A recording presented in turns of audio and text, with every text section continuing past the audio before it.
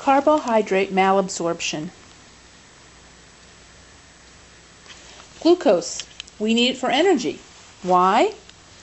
Because through glycolysis, ATP is released, and that means we've got energy for the cells. We also call this cellular respiration. Glycolysis, we've got aerobic and anaerobic. With aerobic glycolysis, that means oxygen is available. Think about the Krebs cycle. And anaerobic, no oxygen is available. Now, anaerobic respiration, no oxygen available, this is also called fermentation. Anaerobic fermentation. Without oxygen, the ATP is released from the glucose.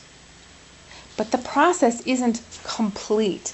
That means something else is formed that is not necessarily desired by the body. There's two types of anaerobic respiration. That's lactic acid fermentation and alcoholic fermentation. Lactic acid fermentation,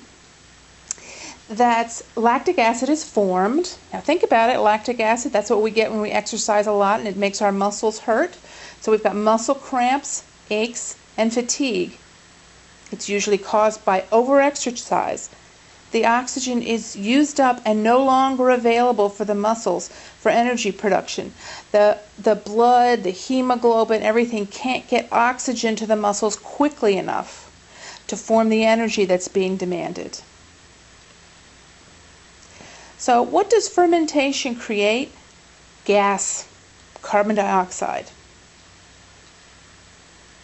This brings us to alcoholic fermentation.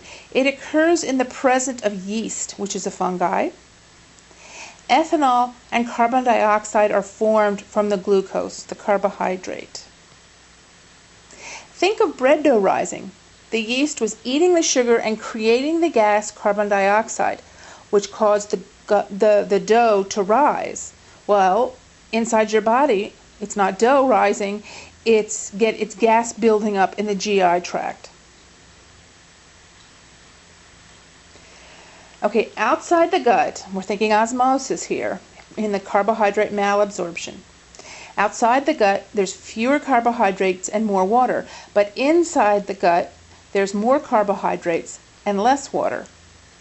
The carbohydrates aren't being digested, so it builds up in the intestines, and then the whole osmosis process, water shifts over to even out. For the more carbohydrates, water is shifting in. That makes the person dehydrated and thirsty, and also gives the person watery diarrhea. The carbohydrates, or the sugars, build up in the bowel, where absorption is supposed to occur, but isn't. And this changes the osmotic pressures. So water and electrolytes are drawn into the bowel. That's your watery diarrhea.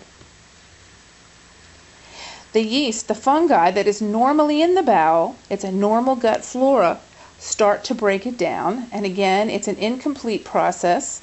So carbon dioxide is produced as well as the ethanol, and it results in flatus, bloating, distension, and abdominal pain.